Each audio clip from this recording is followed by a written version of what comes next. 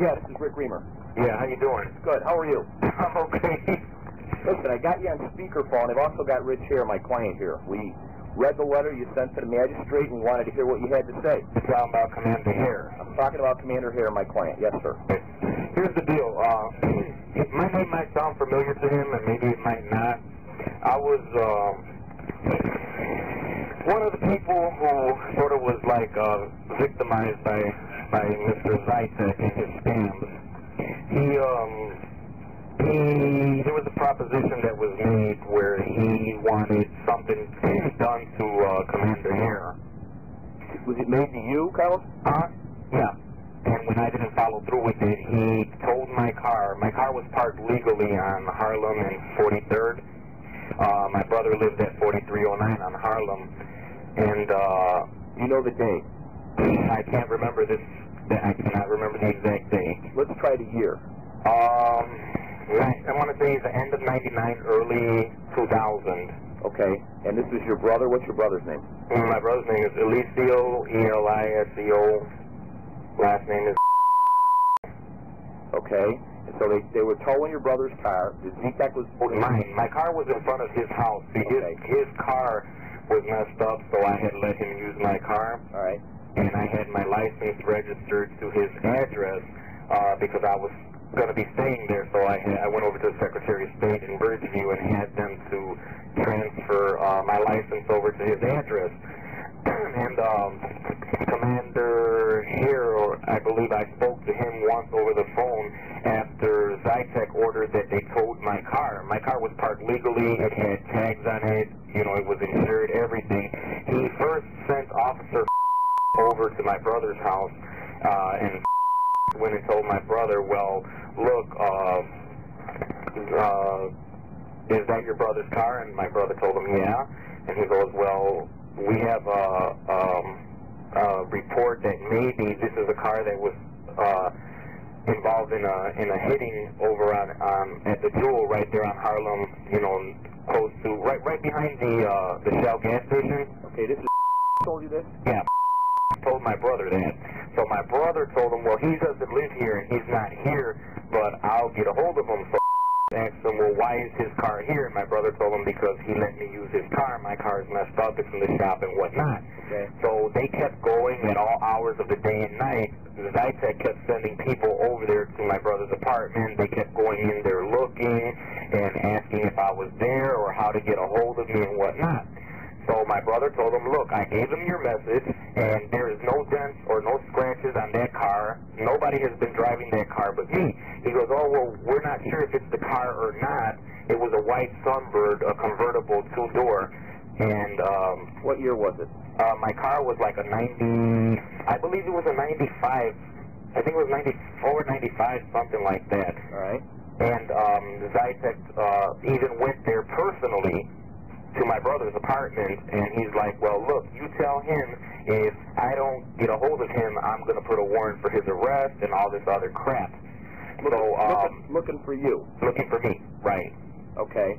And I called Zytek on the phone, actually, and he was like, well, I want you to come over here and talk to me. You know, I got something to talk to you about, and I've been looking for you, and I went over to your brother's apartment. I couldn't find you. He's like, if you don't come over here and talk to me, he goes, I promise you I will make one phone call and have Kramer's pick your car up, and I wouldn't give a fuck who you send, your lawyers or whoever the hell you send, to get this car. I'm not releasing the car. I said, well, first of all, I said, if you're looking for me for something that maybe I might have done, my car has nothing to do with it. You know what I'm saying? Yep. So you have not obviously been incarcerated at this time, right? No, I was not incarcerated at the time. I got you. Okay, go ahead. And I'm on the street at this time, you know, civilian, you know, not on parole or nothing. Okay. So the man's like, well, I'm going to take your car, and I'm not going to give you your car until you come to see me. I was like, well, I don't have anything to talk to you about. And he's like, well, I think you do. He's like, and if you don't come and talk to me, because at the time he's referring to the conversation that he and I had. Basically, he was going to set Commander Hare up, and he wanted me to have some SDs create a disturbance, and they were going to send Commander here to answer the call, and there was going to be people to back him up, but they were going to be late in arriving at the same time. While they're supposed to be coming to assist him on the call, he's supposed to be getting the shit knocked out of him. Okay, so now this is the phone conversation you had? No, I talked to him in person. Okay, so after the initial phone Person, call. right, yeah. I went in person and I talked to him, and he's like, look, you didn't do nothing or nothing like that. He goes, but this is the problem. He's like, I have this certain person who's been snooping around and putting his nose where it doesn't belong, and we all know what he's referring to by that. You know what I'm saying? No, did he elaborate? I don't... Yeah, he was telling me that What did he try to remember, if you can't tell us, what did he tell you as best as you can recall? And by the way, was there anybody else there? when he told me that? Yeah. Oh, Where was this? Just him and me right outside the Stickney police station. Outside, not inside the office? No. It was outside in front, just like maybe about 10 feet away from the front entrance. Okay. What did you do? Did you make arrangements to go in and see him? No, hell no. No, I didn't want to see him because I didn't trust the dude. You know, the dude used to be a Chicago cop. You know, dude is crooked. I don't like him. You know, I never did. You know, I had an encounter with him once before.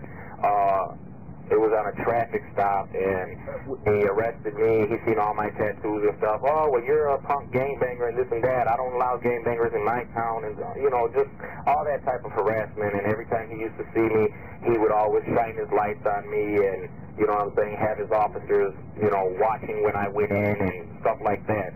I know Commander here may not remember my name, but I did speak to him on the phone when I was trying to get him to release my car because Kramer's took my car.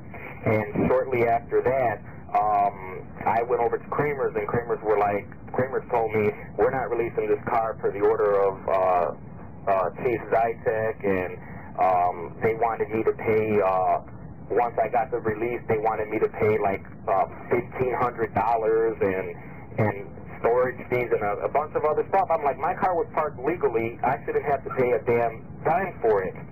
Okay, did you ever get your car out? No, because, see, here's the thing.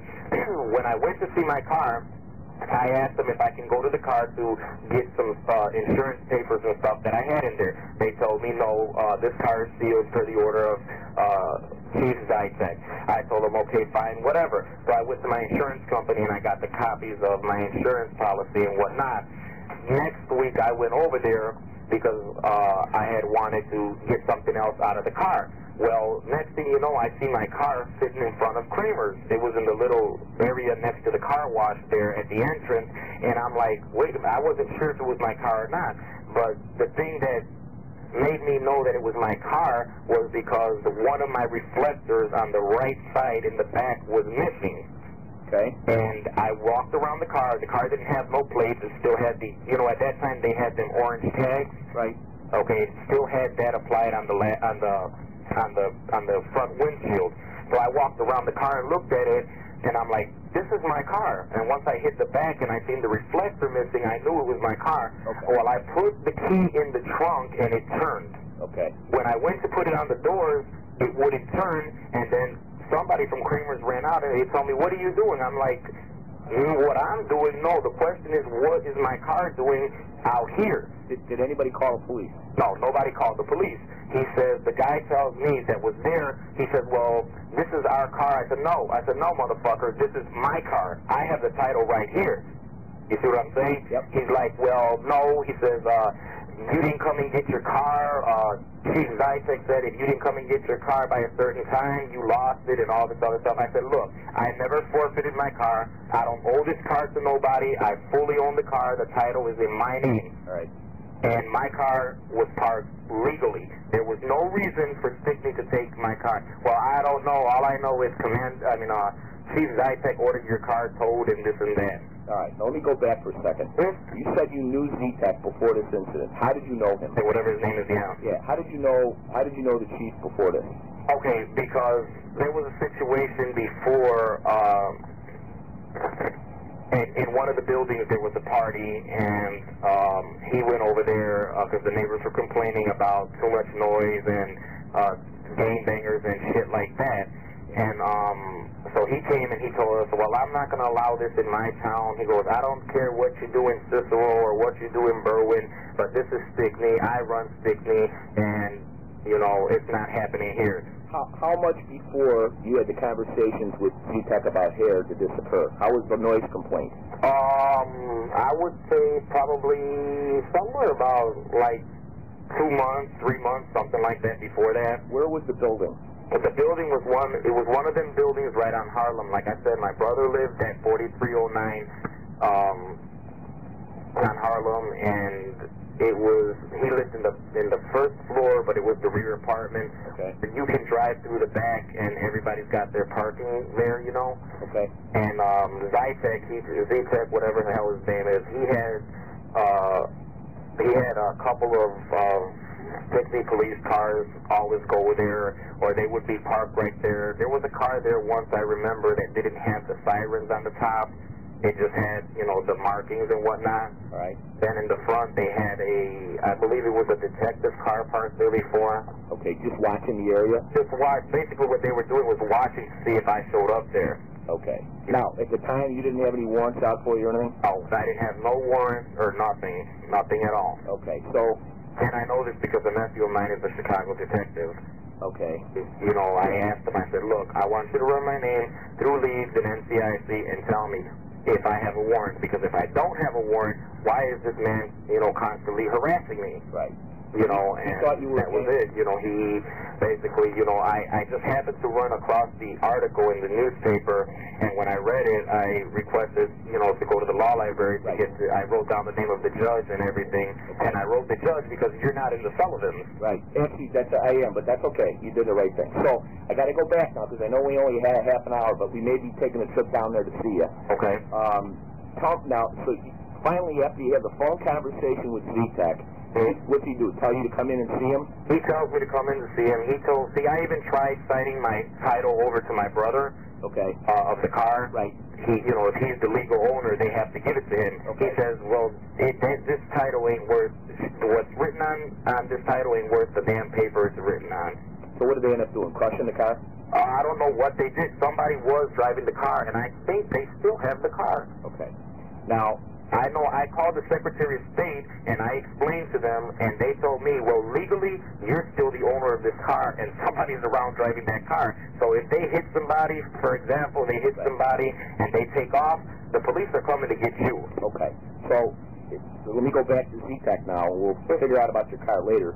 Right. You know, I don't know if there's anything I can do for you there, but okay, so after you had the phone conversation with Z-Tech, he called you or you called him? Oh, I called because he kept telling my family, start telling him to contact me or call me. If he doesn't, I'm going to start arresting people, and he will sooner or later come. Okay, and the whole problem is, I got caught up in a case a couple of years who wasn't quite the legal age. Yep. So I ended up pleading, and I got probation. I violated probation. They ended up sending me to the joint for 4 years. Okay, who was the arresting agency?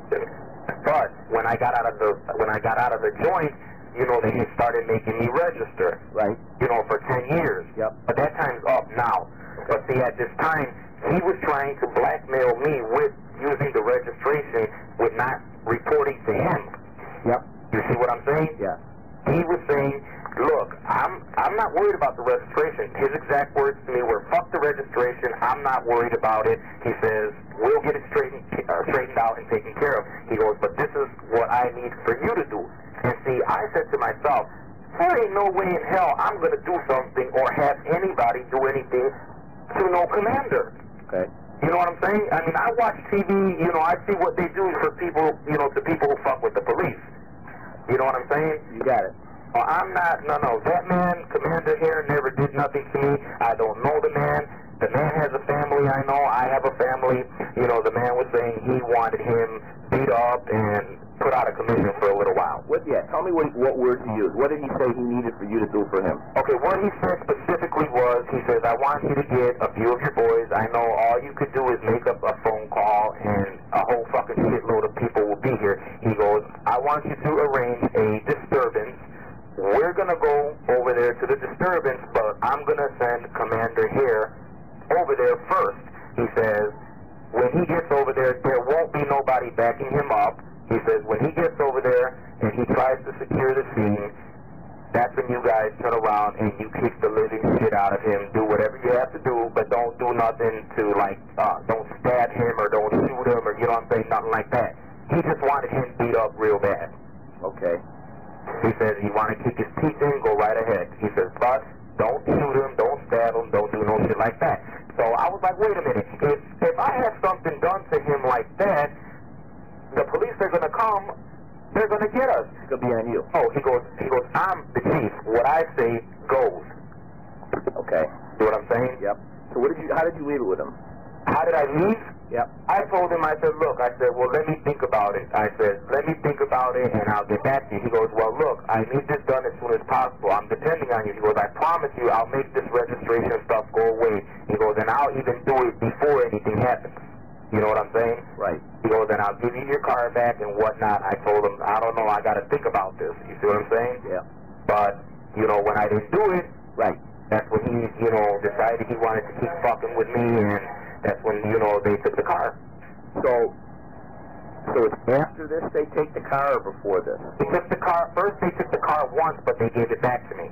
They gave the car back to you after you had the conversation with Z-Tech? Yeah, he gave me the car back with no problem. The second time, I never saw the car again, except for when I went to Kramer's, and they changed the lock. Some broad that works in the front desk, a real smartass, she's the one that was driving the car. Okay. Time that I went over there to Kramer's, I called the Secretary of State, and the Secretary of State said that title was still in my name. Did Z-Tech give you any paperwork or anything like that to allow you to go to Kramer's and get the car after you talked to him about having... Got on a cell phone, and he called and he asked for somebody, and he told them, he's like, this is John, I'm sending this person, give him the car, don't charge him nothing, it's me, you know, I went over there, I told him, I said, look, if I go over there and Kramer's gives me, he goes, they're not going to give you no problems. Okay. So I went over there. They had the car, the car was right there. They opened the gate. I went in, I walked in, I took the car, and I left. Did you have to sign any paperwork, pay any money, anything? Oh, nothing. On that first time, no. The second time, they wanted me to pay them $120 in storage fees and $1,500 in some other shit. Okay. Just to get the car out. That's the second time, then. How soon after you had the conversation, Carlos, with Z-Tech, how long did you have the car before it got snatched again? I had the car for about, I would say a good 12 or 13 days. Okay, so after that, how did you lose it? I lost it because I wouldn't make contact with him again no more because I didn't want no part of that deal. Did he try to reach out for you or call you or anything? Yeah, he started going back to my brother's house and harassing my brother. You know, my brother's landlord seen it, all the neighbors seen it, and my brother's landlord told him, you know, why does the police keep coming to your house? You know, you've been real quiet, you've been here for a few years, you and your kids, and there's never been no problem. Right. Now, you know, everybody's telling me the police are here. I come, I find the police. He goes, the police have never been here. What's going on? So my brother told him, look, it's just a problem that my brother's having. I'm not involved. It has nothing to do with me. Right. They're coming here to look for him. Now, let me ask you about your brother. Does your brother have any kind of a record or no? Oh, my brother is a saint. Oh God, he don't even have a fucking traffic ticket. He's a good kid. Yeah, he's a good kid. Will your brother talk to us? My brother will talk to you about that situation. Yep. Only if I tell him to talk. Will you do that?